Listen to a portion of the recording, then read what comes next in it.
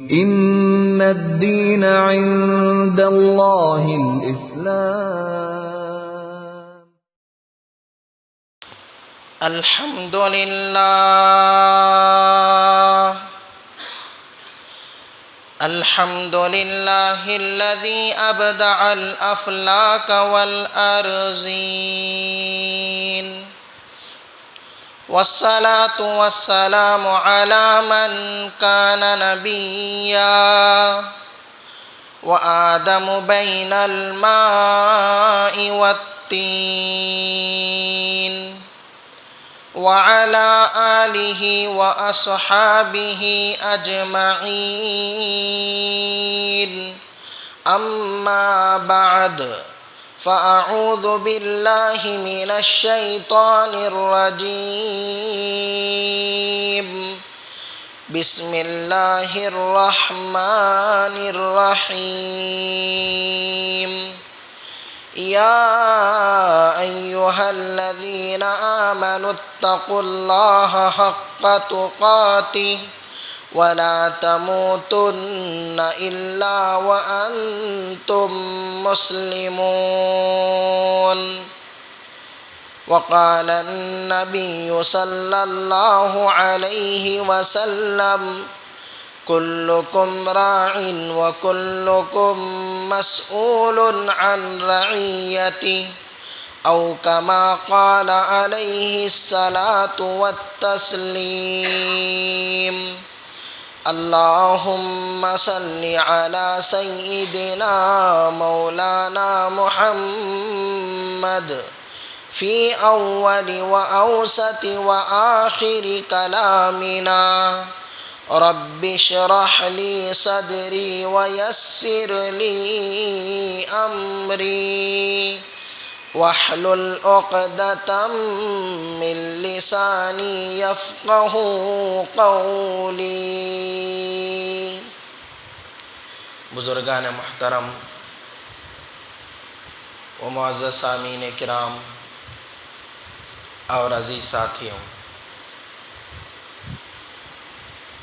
آج سے 2 جمعہ قبل فتنہ ارتداد کے سلسلے میں ہم نے عنوان چھیڑا تھا، اور اس وقت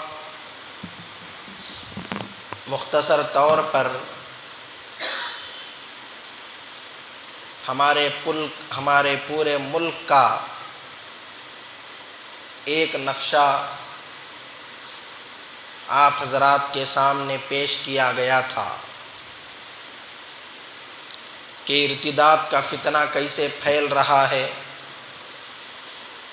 ہماری مسلمان نوجوان لڑکیاں کس طرح غیروں کے حوالے ہو رہی ہیں، غیروں کے ساتھ بھاگ رہی ہیں، غیروں کے ساتھ شادیاں کر رہی ہیں، وغیرہ وغیرہ۔ آج انشاءاللہ تعالی 3 چیزوں پر بات ہوگی۔ نمبر 1، ارتداد کا فتنہ کیا ہے۔ نمبر 2، اس کے وجوہات کیا ہیں، اس کے اسباب کیا ہیں۔ اور نمبر 3، اس کا حل کیا ہے، اس سے بچنا ہے تو کرنا کیا ہے۔ تو سب سے پہلی چیز ارتداد کا فتنہ۔ ارتداد کہتے کسے ہیں؟ اسلام سے کفر کی طرف لوٹنا، اسلام سے پھر جانا، اسلام سے کفر کی طرف چلے جانا، اسے ارتداد کہتے ہیں۔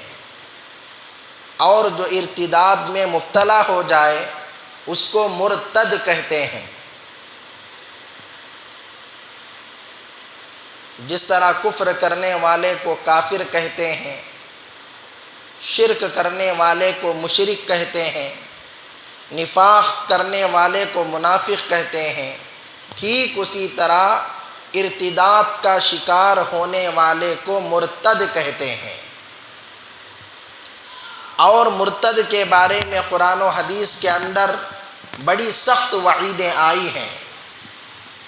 قرآن پاک میں اللہ تبارک و تعالی نے فرمایا وَمَن يَرْتَدِدْ مِنْكُمْ عَنْ دِينِهِ فَيَمُتْ وَهُوَ كَافِرٌ فَأُولَئِكَ حَبِطَتْ أَعْمَالُهُمْ فِي الدُّنْيَا وَالْآخِرَةِ وَأُولَئِكَ أَصْحَابُ النَّارِ هُمْ فِيهَا خَالِدُونَ، کہ جو اپنے دین سے پھر جائے، اپنے مذہب سے، اپنے اسلام سے پھر جائے اور اس کے سارے اعمال دنیا اور آخرت کے ضائع ہو گئے اور یہ لوگ جہنمی لوگ ہیں، اولئک اصحاب النار، اللہ نے کہا ہے ہم فیہا خالدون، اور یہ جہنم میں ہمیشہ ہمیشہ رہیں گے۔ تو اس سے بڑی سخت وعید، اس سے خطرناک وعید اور کیا ہو سکتی ہے کہ اللہ تبارک و تعالی نے ارتداد کا شکار ہونے والوں کو، مرتدین کو کفر کی سرٹیفکیٹ دے دی، جہنمی ہونے کا اللہ تبارک و تعالی نے لقب دے دیا۔ اور حدیثوں کے اندر بھی ارتداد کا شکار ہونے والوں کے لیے سخت وعیدیں بیان کی گئی ہیں، اور فقہ کے اندر اصول بیان کیے گئے کہ اگر کوئی بالغ مرد ارتداد کا شکار ہو جائے تو اسے کیا کیا جائے، عورت اگر ارتداد کا شکار ہو جائے تو اسے کیا کیا جائے، بچہ اگر ارتداد کا شکار ہو جائے تو اس کے بارے میں کیا معاملہ کیا جائے، بالغ مرد اگر مرتد ہو جائے، اسلام سے پھر جائے، کفر کی طرف لوٹ جائے، فقہا نے بیان کیا کہ اسے 3 دن کے لیے قید کر دیا جائے، جیل میں ڈال دیا جائے، اور اس 3 دن کے عرصے میں اس کے شک و شبہات کو دور کیا جائے، اسلام کے اوپر وہ جو اعتراضات کرے، اشکالات کرے، شبہات کرے، اس کے اندر جو ڈاؤٹ ہیں ان تمام چیزوں کو کلیئر کرنے کی کوشش کرے، ختم کرنے کی کوشش کرے۔ اگر ختم ہو گئے اور اس نے توبہ کر لی تو کوئی مسئلہ نہیں، اسے چھوڑ دیا جائے۔ 3 دن تک سمجھانے کے باوجود، اشکالات کو، اعتراضات کو ختم کرنے کے باوجود بھی اگر وہ توبہ نہ کرے، اسلامی حکومت اگر ہو تو فرمایا گیا کہ اسے قتل کر دیا جائے، اسے قتل کر دیا جائے، اس لیے کہ اسے اگر ایسا ہی آزاد چھوڑا جائے گا اور بھی دوسرے دیگر بھولے بھالے مسلمانوں کو، نادان مسلمانوں کو وہ بہکائے گا، وہ پھسلائے گا، وہ ان کا دماغ خراب کرے گا، وہ ان کا ذہن خراب کرے گا، وہ برقعے کو قید خانے سے تعبیر کرے گا، وہ ٹوپی کو، وہ پگڑی کو، وہ داڑھی کو، اسلامی لباس کو دہشت گردی اور آتنکوادیت سے تعبیر کرے گا، اس لیے اس کا نہ رہنا بہتر ہے۔ پھر اسی طرح فرمایا گیا اگر کوئی عورت، کوئی لڑکی، کوئی خاتون ارتداد کا شکار ہو جائے تو اسے بھی قید خانے میں ڈالا جائے، اسے سمجھایا جائے، اس کے اعتراضات کو ختم کیا جائے، اگر وہ توبہ کر لے تو اسے آزاد کر دیا جائے، اگر توبہ نہیں کرتی عورت کے بارے میں کہا گیا اسے قتل نہ کیا جائے بلکہ اسے قید ہی میں رکھا جائے، اسے جیل خانے ہی میں رکھا جائے۔ اور اگر کوئی بچہ ارتداد کا شکار ہو جائے، نابالغ ہے، تو ابھی اس کے اوپر اسلامی احکامات نافذ نہیں ہوں گے، اسے ایسا ہی کسی مدرسے کے حوالے، کسی دینی شعبے کے حوالے، کسی دینی تنظیم و تحریک کے حوالے کر دیا جائے تاکہ اس دینی ماحول کے اندر رہ کر، قرآن و حدیث کے ماحول کے اندر رہ کر وہ سدھر جائے اور اس کے ذہن کے اندر اسلام کے سلسلے میں جو اعتراضات ہیں وہ دور ہو جائیں، وہ ختم ہو جائیں۔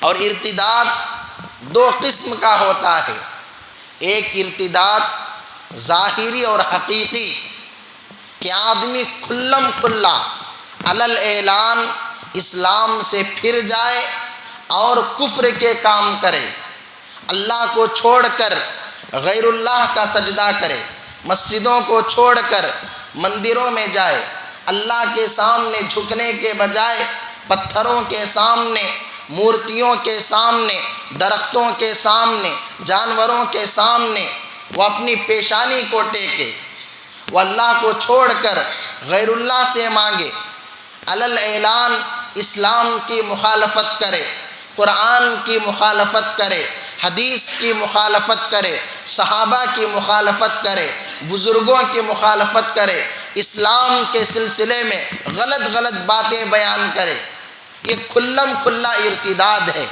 ظاہری اور حقیقی ارتداد۔ اور ایک دوسری قسم ہے ارتداد کی، وہ ذہنی اور باطنی ارتداد ہے۔ ذہنی طور پر آدمی مرتد ہو جاتا ہے، باطنی اندرونی طور پر آدمی مرتد ہو جاتا ہے۔ کیا مطلب؟ ذہنی طور پر، قلبی طور پر اسے اسلام سے نفرت ہو جاتی ہے، اسے داڑھی اچھی نہیں لگتی، اسے ٹوپی اچھی نہیں لگتی، اسے جھبا اچھا نہیں دکھتا، اسے برقع اچھا نہیں لگتا، اسے نمازیں اچھی نہیں دکھتی، اسے دینی ماحول پسند نہیں آتا۔ وہ کہتا ہے ارے آج کے زمانے میں ٹوپی پہنے تو ہوتا کیا، آج کے زمانے میں داڑھی رکھے تو ہوتا کیا، آج کے زمانے میں اسلامی احکامات پر عمل کرے تو چلتا کیا، آج کے زمانے میں جھوٹ سے پاک، غیبت سے پاک، دھوکہ بازی سے پاک تجارت کرے تو ہوتا کیا، ایسی باتیں وہ کہے گا۔ تو یہ ذہنی مرتد ہے، یہ باطنی مرتد ہے۔ کھلم کھلا تو اللہ کا، قرآن کا، حدیث کا، کلمے کا انکار نہیں کرتا، لیکن اندرونی طور پر، قلبی طور پر، ذہنی طور پر وہ اسلام کا مخالف ہوتا ہے، وہ قرآن کا مخالف ہوتا ہے، وہ حدیث کا مخالف ہوتا ہے، وہ صحابہ کا مخالف ہوتا ہے، وہ بزرگوں کا مخالف ہوتا ہے۔ تو ہمیں ان دونوں ارتداد سے بچنا ہے، ظاہری ارتداد سے بھی بچنا ہے، باطنی ارتداد سے بھی بچنا ہے، حقیقی ارتداد سے بھی بچنا ہے، اور ذہنی اندرونی ارتداد سے بھی بچنا ہے۔ اور آدمی اسی وقت بچ سکتا ہے جب اس کے دل کے اندر ایمان کی اہمیت ہوگی، اس کے دل کے اندر ایمان کی عظمت ہوگی، اس کے دل کے اندر ایمان کا مقام و مرتبہ ہوگا، اس کے دل کے اندر ایمان کا سکہ جم چکا ہوگا۔ ایمان کی اہمیت اگر نہیں ہوگی، ایمان کی عظمت اگر نہیں ہوگی، ایمان کی قدر و قیمت کو اگر وہ جانا ہوا نہیں ہوگا، ایمان کے مقام و مرتبے کو اگر وہ پہچانا نہیں ہوگا، معمولی باتوں پر وہ اسلام سے کفر کی طرف چلا جائے گا۔ چند ٹکوں کی خاطر، چند سکوں کی خاطر وہ اپنے ایمان کا سودا کر دے گا، وہ اپنے اسلام کا سودا کر دے گا، وہ اپنی عزت کا سودا کر دے گا، وہ اپنی عصمت کا سودا کر دے گا، وہ اپنی حیا اور پاک دامنی کا سودا کر دے گا۔ میں نے 2 جمعہ قبل جب یہ عنوان چھیڑا تھا، اس وقت بزرگوں کے حوالے سے کہا تھا کہ دنیا کی سب سے بڑی دولت، دنیا کی کیا، دنیا اور آخرت کی سب سے بڑی دولت اگر کوئی ہے تو وہ ایمان کی دولت ہے، وہ ایمان کی نعمت ہے۔ ایمان سے بڑھ کر کوئی دولت نہیں، ایمان سے بڑھ کر کوئی نعمت نہیں۔ اور دنیا کا سب سے بڑا عیب، دنیا کا سب سے بڑا نقص وہ کفر ہے، وہ کفر ہے۔ کفر سے بڑھ کر کوئی برائی نہیں، اور ایمان سے بڑھ کر کوئی دولت نہیں۔ یہ بات اگر مسلمانوں کو سمجھ میں آ جائے، لاکھ دشمنان اسلام کوششیں کر لیں، لاکھ دشمنان اسلام اپنے فریب کاریوں کو پھیلائیں، لاکھ دشمنان اسلام اپنی ٹیموں کو پھیلا دیں، لاکھ دشمنان اسلام محنتیں اور کوششیں کریں، انشاءاللہ مسلمان ٹس سے مس نہیں ہوگا۔ اسی ایمان کی حفاظت و اشاعت کے لیے حضرات انبیاء کرام علیہم السلام، حضرات صحابہ کرام، حضرات تابعین و تبع تابعین، ہمارے اکابر و اسلاف نے قربانیاں دی ہیں اور امت کو ایک پیغام دیا ہے کہ ایمان سے بڑھ کر کوئی کچھ بھی نہیں ہے، ایمان سے بڑھ کر کچھ بھی نہیں ہے۔ ایمان کی خاطر مال دینا پڑے دے دو، ایمان کی خاطر جان دینا پڑے دے دو، ایمان کی خاطر اوقات کی قربانی دینا پڑے دے دو، ایمان کی خاطر جذبات کی قربانی دینا پڑے دے دو، ایمان کی خاطر شہوات کی قربانی دینا پڑے دے دو، ایمان کی خاطر خواہشات کی قربانی دینا پڑے دے دو، لیکن ایمان کے مقابلے میں کفر کا سودا نہ کرو، ایمان کے مقابلے میں ٹکوں کا سکوں کا سودا نہ کرو۔ حضرت زید بن دسنا رضی اللہ تعالی عنہ، کفار مکہ نے، قریش مکہ نے انہیں قید کر لیا اور ایک دن متعین کر دیا کہ فلاں دن فلاں وقت زید بن دسنا کو پھانسی کے پھندے پر لٹکایا جائے گا، ان کو تختہ دار پر چڑھایا جائے گا۔ جرم کیا تھا؟ اسلام قبول کرنا جرم تھا، ایمان قبول کرنا جرم تھا، کلمہ طیبہ پڑھنا جرم تھا، قرآن پڑھنا جرم تھا، اللہ کے نبی کی سنتوں پر عمل کرنا جرم تھا۔ اس جرم کے پاداش میں حضرت زید بن دسنا کو پھانسی کے پھندے پر لٹکایا جا رہا ہے۔ ابو سفیان ابھی اس وقت تک مسلمان نہیں ہوئے تھے، جب پھانسی دی جا رہی تھی ابو سفیان نے کہا ایک آخری مرتبہ ان کے ایمان کا امتحان لے لیتے ہیں، ایک آخری مرتبہ ان کے نبی سے محبت کا امتحان لے لیتے ہیں، ایک آخری مرتبہ آزما لیتے ہیں۔ زید بن دسنا سے ابو سفیان نے کہا اے زید، اگر ایسا ہوتا کہ تمہیں چھوڑ دیا جائے اور تمہاری جگہ نعوذ باللہ محمد کو پھانسی دے دی جائے، محمد کو قتل کر دیا جائے تو کتنا اچھا ہوگا۔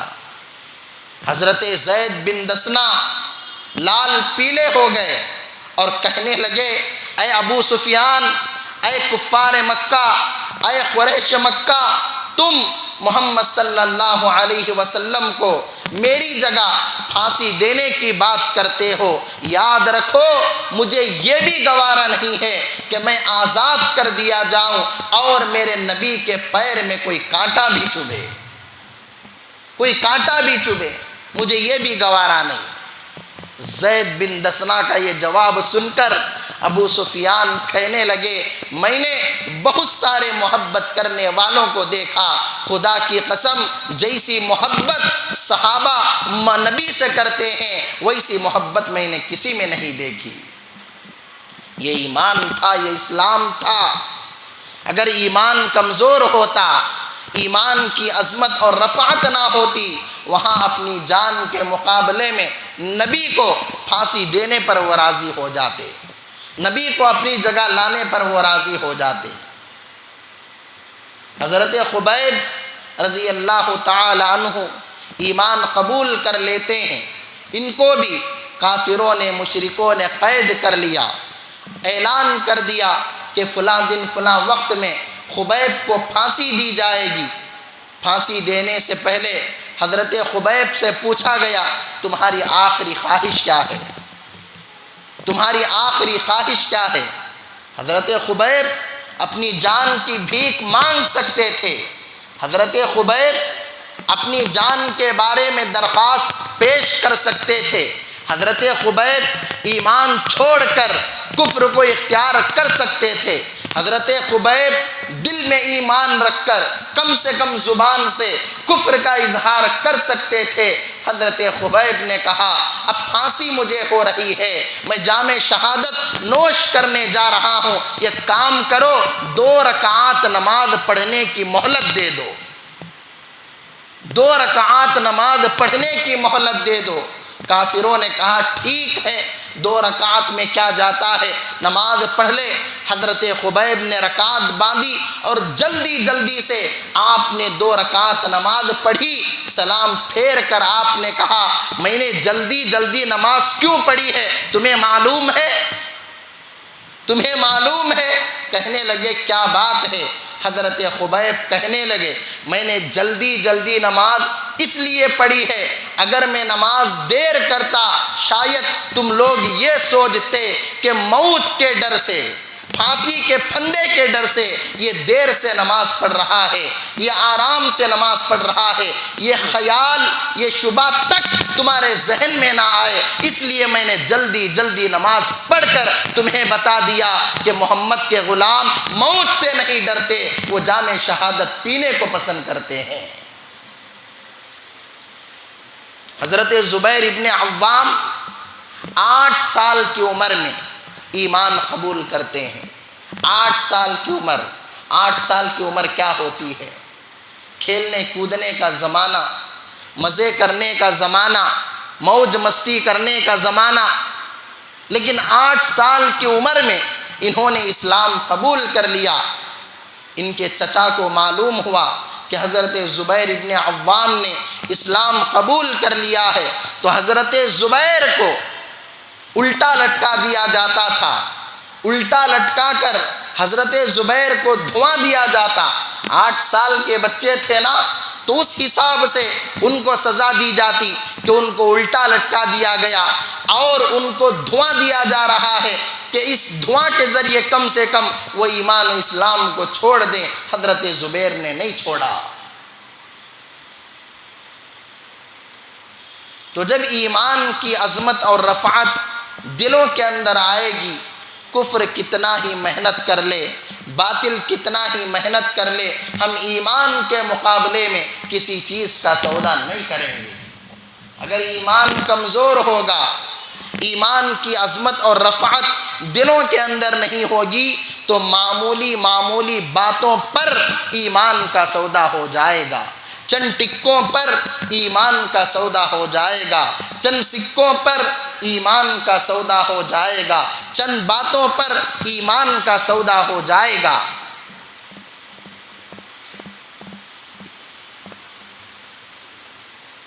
ہمارے اکابر و اسلاف ایسے تھے کہ ایمان سے بڑھ کر انہیں کوئی چیز محبوب نہ تھی۔ ہمارے بڑے بڑے اللہ والے تو بہت دور کی بات ہے، عام مسلمان بھی جو تھے ان کے اندر بھی ایسی ایمان کی عظمت اور رفعت جم چکی تھی کہ وہ ایمان کے مقابلے میں کسی چیز کو پسند کرنے کے لیے تیار نہیں تھے۔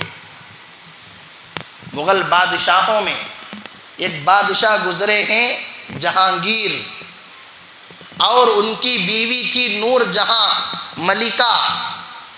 جہانگیر بادشاہ کا معمول یہ تھا کہ جب ان کا دربار لگتا فیصلے کرنے کے لیے، ان کی بیوی ملکہ نور جہاں ان کے بغل میں کھڑی ہوتی یا بیٹھتی اور ان کے کاندھے پر ہاتھ رکھتی تھی، کوئی فیصلہ کرتے۔ اگر ملکہ نور جہاں جہانگیر بادشاہ کے کاندھے سے ہاتھ کو اٹھا دیتی یا ہاتھ کو اٹھا لیتی، اس کا مطلب یہ تھا کہ یہ فیصلہ صحیح نہیں ہے، فیصلہ بدل دو۔ تو بادشاہ اسی وقت فیصلہ بدل دیتا۔ اگر ہاتھ وہیں رکھی رہتی، اس کا مطلب یہ تھا کہ فیصلہ ٹھیک ہے، اسی پر کام ہو جائے۔ تو ایک مرتبہ جہانگیر بادشاہ کا استاذ نور اللہ شوستری رافضی، یہ شیعہ تھا، اس کو بادشاہ کے دربار میں پیش کیا گیا، اور اس کا جرم کیا تھا؟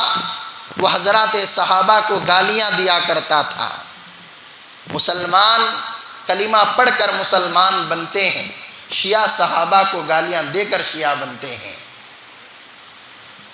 تو وہ نور اللہ شاستری رافضی حضرات صحابہ کو گالیاں دیا کرتا تھا، خصوصاً حضرت عمر سے اسے بڑی چڑ تھی، بڑی دشمنی تھی، اور وہ بار بار کہا کرتا تھا مجھے میری عمر سے بھی نفرت ہے۔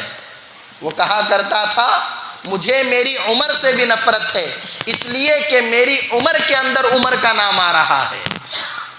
اتنی شدید نفرت تھی، مجھے میری عمر سے بھی نفرت ہے اس لیے کہ میری عمر کے اندر بھی عمر کا نام آ رہا ہے۔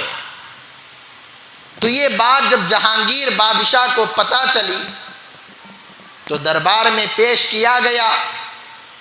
جہانگیر بادشاہ ایک عام مسلمان تھا، بیوی کے حکم پر فیصلے کرتا تھا، لیکن جب یہ معاملہ سامنے آیا جہانگیر بادشاہ نے کہا اس کے سر کو تن سے جدا کر دیا جائے، اسے قتل کر دیا جائے۔ استاد ہوگا اپنی جگہ،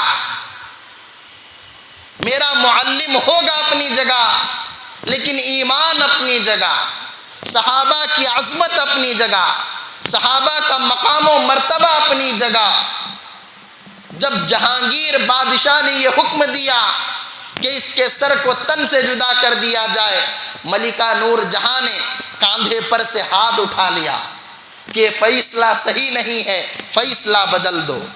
جہانگیر بادشاہ نے پھر کہا میرا حکم ہے کہ اس کے سر کو تن سے جدا کر دیا جائے۔ بیوی نے پھر ہاتھ اٹھا لیا، جہانگیر بادشاہ نے وہی فیصلہ دیا۔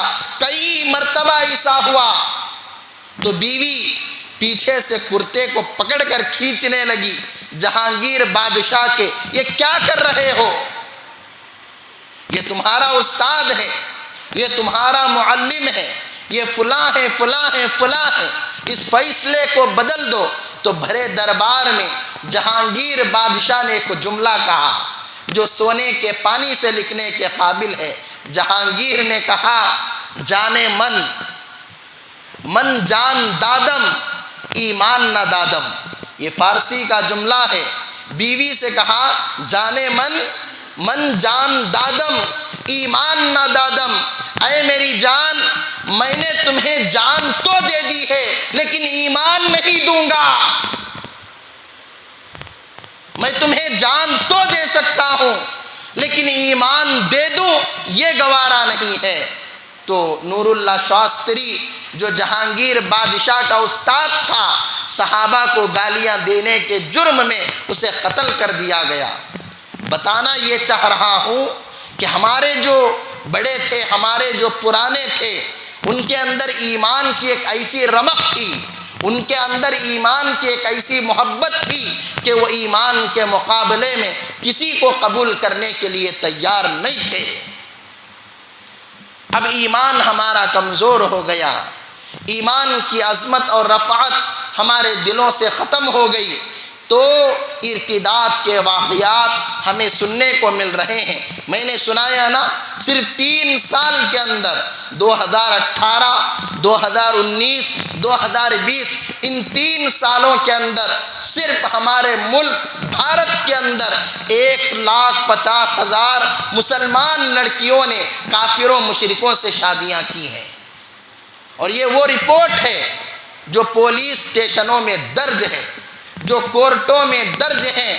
اس کے علاوہ جو رپورٹیں درج نہیں ہیں وہ کتنی ہیں وہ اللہ ہی کو معلوم ہے، اور کیا کیا واقعات ہو رہے ہیں اللہ ہی کو معلوم ہے، اور کیسے کیسے واقعات ہو رہے ہیں اللہ ہی کو معلوم ہے۔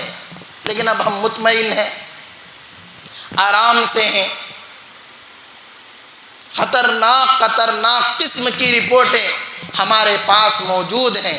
اگر وقت ہوتا میں تفصیل سے آپ کو سناتا۔